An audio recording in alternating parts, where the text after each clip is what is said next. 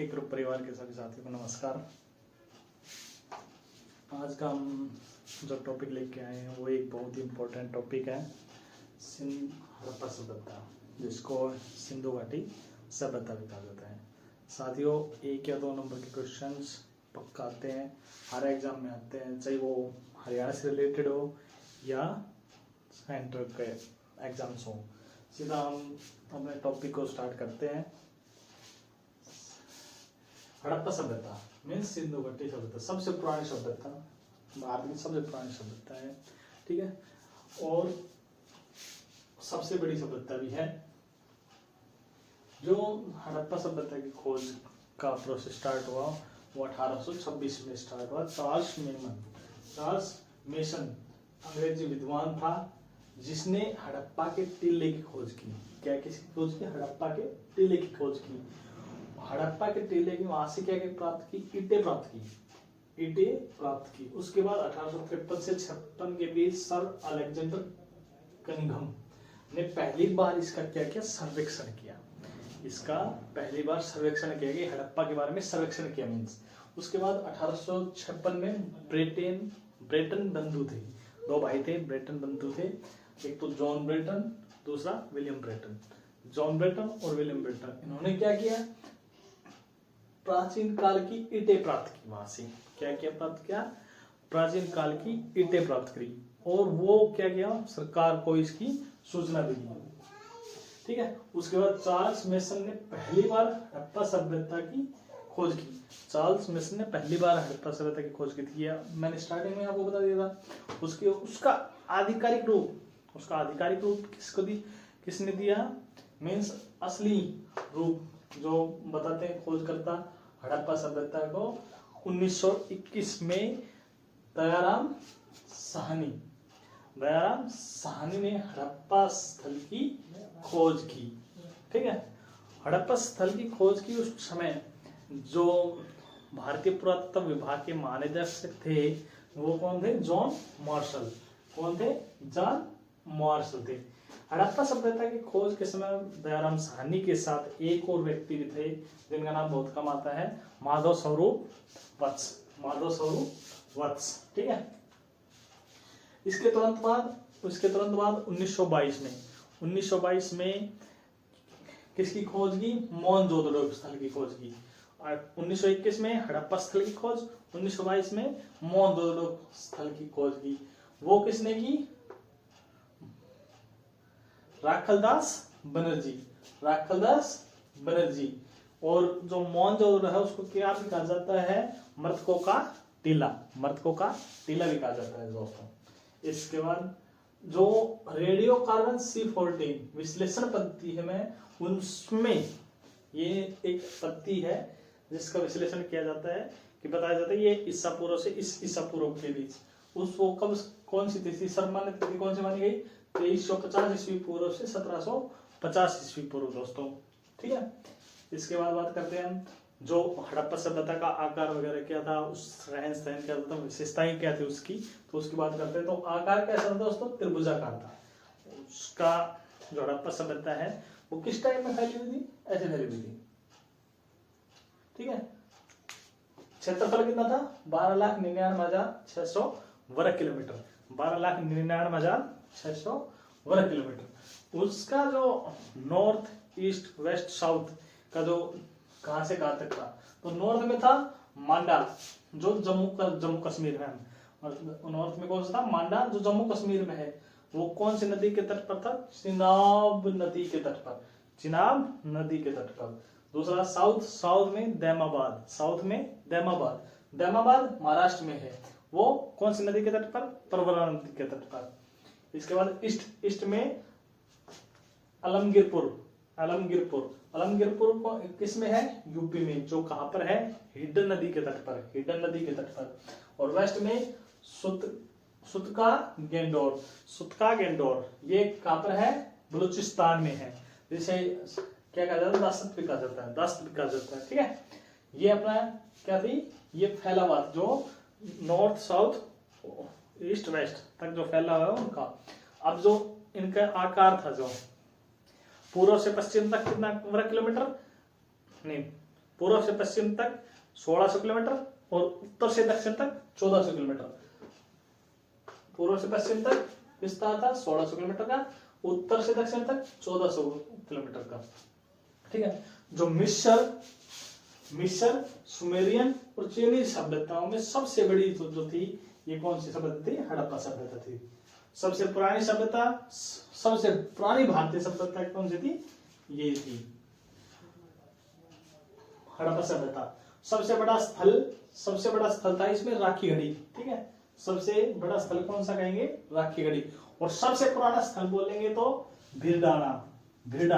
ये important topic question है। भीरडाना जो कहां पर है? फतेहाबाद, हरियाणा स्टेट में इसको स्पेशल दिया हुआ है भीरडाना। ठीक है, फतेहाबाद में है जो।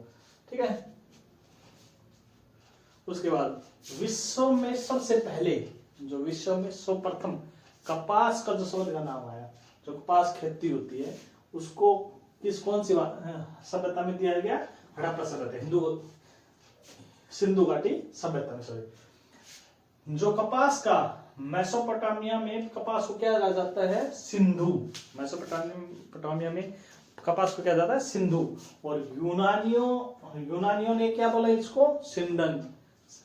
यूनानियों ने इसको क्या बोला? सिंडन। जो सिंडन है वो यूनानी का, सिंधु का जो यूनानी रूपांतरण है वो क्या है? सिंडन ही है। ठीक है। उसके बाद बात करते हैं हम लिपि की। जो हड़प्पा सभ्यता की लिपि थी, सिंधु लिपि, ये कैसी थी? भाव चित्रात्मक। और इसका पढ़ने का पहले जो प्रयास किया गया वो किसके द्वारा किया गया? L.A. बेडल के द्वारा। ठीक है, ये पहली बार पढ़ने का प्रयास किया गया। हड़प्पा सभ्यता में उपासना की जाती थी। उपासना के लिए स्पेशल स्थान था किसका था? मातृ देवी का। और जो पूजा करते थे पशुओं की, वो कौन सा था? कुबड़ वाले सांड की प्रमुख पशु थी, उसकी पूजा करते थे। ठीक है, उस समय में। अब है जो वहां पर साक्ष्य मिले, कुछ चिन्ह मिले। तो चिन्ह क्या क्या मिले? मछली के, चिड़िया के और मानव आकृति के कुछ निशान मिले वहां पर। ठीक है दोस्तों, हड़प्पा सभ्यता का समाज कैसा था? मात्रस्तात्मक। और उनकी जो अर्थव्यवस्था का मुख्य साधन था, किस पर डिपेंड थे? मीन्स वो कृषि पर सबसे ज्यादा डिपेंड किस पर थे? कृषि पर। लेकिन वो कृषि के साथ पशुपालन के साथ उद्योग और व्यापार भी करते थे। ठीक है, और उस हड़प्पा सभ्यता में क्या क्या चीजें मिली? मिट्टी के बर्तन, मुहावरों का निर्माण, मूर्ति निर्माण। ये मिट्टी के बर्तन हो गए, मोहरे जो होती थी उनका निर्माण हो गया, और मूर्ति निर्माण। ये उस कला में उस टाइम के व्यक्ति जो हड़प्पा सभ्यता में थे वो इस कला में निपुण थे, मीन्स प्रवीण थे। ठीक है, अब है मोहरे किससे बनी होती थी? सेलखड़ी। मोहरे किससे होती थी? सेलखड़ी से। और मोहरे जो होती थी वो कैसी होती थी? वर्गाकार। कैसी होती थी? वर्गाकार। ठीक है, अब इसके बाद आते हैं जो लिपि है वो किस तरह की थी? जो लिपि थी वो कैसी थी? पहली पंक्ति तो उनकी लिखी जाती थी दाएं से बाएं। पहली पंक्ति किससे लिखी जाती थी? दाएं से बाएं। और जो दूसरी पंक्ति होती थी वो बाएं से दाएं। और बताते हैं इस पंक्ति को क्या कहा जाता है? ब्रुस्त्रोफेदम। और ये ऐसा है, ये अब तक नहीं पढ़ी गई है, ये लिपि अब तक नहीं पढ़ी गई है। ठीक है, इसके बाद इसको जो साक्ष्य मिले कुछ और क्या? जो उस समय में जो शवों को है वो दबाने और जलाने की प्रथा प्रचलित थी। ठीक है, ये है उस टाइम, मतलब शवों को दबाया और जलाया जाएगा। और इसकी जो हड़प्पा सभ्यता में वहां की मुख्य विशेषता क्या थी? मीन्स प्रमुख विशेषता क्या थी? वो नगर योजना था। नगर योजना कैसे बना रखी थी? ग्रिड प्रणाली से मीन्स एक शहर टाइप होता है, उसी तरह से वो बनाया हुआ था, ग्रिड टाइप में फैला हुआ था। और उसमें उस समय भी क्या थी, पक्की ईंटों की इमारतें थी, पक्की ईंटों का इस्तेमाल किया गया था, पक्की ईंटों का इस्तेमाल किया गया, ठीक है। उसके बाद है धोलावीरा, ये एकमात्र ऐसा स्थल है, वाह, धोलावीरा आपने सुना है, धोलावीरा एकमात्र ऐसा शहर है जहां, एकमात्र ऐसा स्थल है जहां शहर को 3 भागों में विभाजित किया है। धोलावीरा एकमात्र ऐसा शहर है, एकमात्र ऐसा स्थल है जहां शहर को ही 3 भागों में विभाजित किया गया है। और चाहुंद्रो, चाहुंद्रो एक ऐसी जगह है जहां पर एक भी दुर्ग नहीं है, ठीक है साथियों। ये अपना था हड़प्पा सभ्यता से रिलेटेड कुछ इंपॉर्टेंस। अब उसमें है कुछ प्रमुख स्थल, जो प्रमुख स्थल के बारे में बात कर रहे हैं वो भी हम करते हैं, ठीक है दोस्तों। सबसे पहले नाम आ जाता है हड़प्पा का ही, ठीक है, हड़प्पा स्थल, जो जिसकी खोज किसने की, 1921 में दयाराम साहनी, और दूसरा कौन सा था अपना, माधोसागो वत्स ने। ये कहां पर है, पाकिस्तान के पंजाब प्रांत में दोस्तों, पाकिस्तान के पंजाब प्रांत में। और जिला कौन सा है, मोट गोमरी, मोट गोमरी जिला में, और रावी नदी के तट पर था। ये पहला स्थल था, ठीक है, हड़प्पा का, हड़प्पा सभ्यता का पहला स्थल हड़प्पा ही था, ठीक है। यहाँ सोने का आयात, सोने का आयात कहाँ होता था, यहाँ सोने का आयात कर्नाटक से होता था, कहाँ से होता था, कर्नाटक से होता था। देखो पक्की ईंटों का प्रयोग किया गया था, मैंने बताया पक्की ईंटों का प्रयोग किया गया था। और मनके जो माला के मनके होते हैं उनको बनाने के लिए किसका, कार्नेलियन स्टोन का प्रयोग किया जाता था, कार्नेलियन स्टोन का प्रयोग किया जाता था। और जो हड़प्पा में क्या क्या खोजें हुई वो बता देता हूँ। हड़प्पा में अन्नागार, लाल बलुआ पत्थर का नरघर, धर जो मूर्तियां हैं ये, ठीक है, बैलगाड़ी, तांबे का पैमाना, तांबे की इक्का घड़ी, मीन्स आपको पता चल गया होगा तांबे का प्रयोग हड़प्पा सभ्यता में चल रहा था। उसके बाद तांबे की भट्टी, ये खोज इस हड़प्पा स्थल पर की गई, ठीक है दोस्तों। उसके बाद दूसरा इंपॉर्टेंट है, तुरंत आ गया था मोहनजोदड़ो। मोहनजोदड़ो जिसको बोल देते हैं किसको, मृतकों का टीला, क्या बोलते हैं, मृतकों का टीला। और उसका एक और नाम दे रखा है सिंध का मरुधन, सिंध का मरुधन इसको बोला जाता है। खोज कब हुई, खोज 1 साल के बाद ही 1922 में राखाल दास बनर्जी के द्वारा। पाकिस्तान के पंजाब प्रांत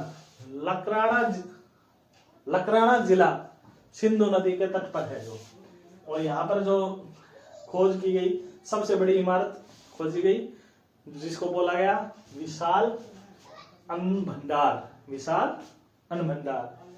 इसके बाद खोज क्या क्या हुई वहां पर, महास्नान घर, पशुपति की मोहर, कांस्य नर्तकी की मूर्ति, सेलखड़ी से बना दाढ़ी वाला पुजारी, सेलखड़ी से बना दाढ़ी वाला पुजारी। देखो बताया मैंने, मोहरे किससे बनी होती थी, सेलखड़ी, और यहाँ पर सेलखड़ी से बनी दाढ़ी वाला पुजारी। ये इसकी मोहनजोदड़ो की इंपॉर्टेंस खोज थी जो। उसके बाद बात करते हैं चाहुंदड़ो। मैंने बताया था चाहुंदड़ो आया था बिल्कुल लास्ट में, हमने कहा चाहुंदड़ो एकमात्र ऐसा शहर है जहां पर एक भी दुर्ग नहीं थे, ठीक है दोस्तों। उसके बाद चाहुंदड़ो की खोज किसने की, 1931 में गोपाल मजूमदार था, अर्नेस्ट मैके 1935, जो पाकिस्तान के सिंधु नदी के तट पर ही है, उन्होंने खोज की थी। ये एकमात्र ऐसा स्थल है जहां पर ईंटें कैसी थी, वर्गाकार थी, जहां पर ईंटें कैसी थी, वर्गाकार थी। और यहाँ पर साक्ष्य क्या क्या मिला, बिल्ली का पीछा करते हुए कुत्ते का साक्ष्य मिला, बिल्ली का पीछा करते हुए कुत्ते का साक्ष्य मिला। दूसरा, सजने सवरने के लिए लिपस्टिक का प्रयोग किया जाता है, वो भी यहाँ पर इस शहर में ही मिला। मन के बनाने का कारखाना भी यहाँ चाहुंदड़ो में देखने को मिला, ठीक है। कालीबंगा शहर की खुदाई 1953 में अलमानंद घोष, 1961 में बीबी लाल व बीके थापर, ठीक है, इन्होंने की। कहां पर है ये, राजस्थान के हनुमानगढ़ जिले में घग्गर नदी के तट पर है ये, ठीक है। हनुमानगढ़, राजस्थान के हनुमानगढ़ जिले में घग्गर नदी के तट पर है दोस्तों ये, ठीक है। कालीबंगा का वैसे अर्थ क्या होता है, कालीबंगा का अर्थ होता है कालीबंगा का अर्थ क्या आता है? काले रंग की चूड़ियां दोस्तों, काले रंग की चूड़ियां। इसमें साक्ष्य जो मिले वो क्या मिले? जूते हुए खेत और नक्काशीदार ईंटों के साक्ष्य है। ठीक है, घोड़ों के अस्थिपिंजर, घोड़े के अस्थिपिंजर वगैरह। और एक सबसे इंपॉर्टेंट बात, जो भूकंप का सबसे पहले जो मिला वो भी कहां पर मिला? भूकंप के साक्ष्य भी कहां पर मिले? कालीबंगा में। आज के टॉपिक में हमने सिंधु घाटी सभ्यता, हड़प्पा सभ्यता जिसको बोला जाता है, कि कुछ इंपॉर्टेंस करवाए हमने। इसमें एक दो स्थल हमारे रह गए, उनको भी मैं अगली वीडियो में पूरी करने की कोशिश करूंगा। साथियों, हम जितने भी नोट्स डालते हैं, जितनी भी पीडीएफ डालते हैं और जो मटेरियल हम डालते हैं, चाहे वो व्हाट्सएप पर हो, चाहे यूट्यूब पर हो, कुछ भी हो, सबसे इम्पोर्टेंट टॉपिक डालते हैं, क्योंकि समय कम है, सीटी पास आने वाले, इसलिए पूरा तो एकदम से पढ़ाया नहीं जाता, लेकिन जो जो इम्पोर्टेंट है, जो क्वेश्चन पेपर में आने के पूरे चांस है, उसको हम तुरंत आपके पास उपलब्ध करा रहे हैं। आप सभी भी उनको अच्छी तरह से पढ़ें, देखें। इसी के साथ धन्यवाद।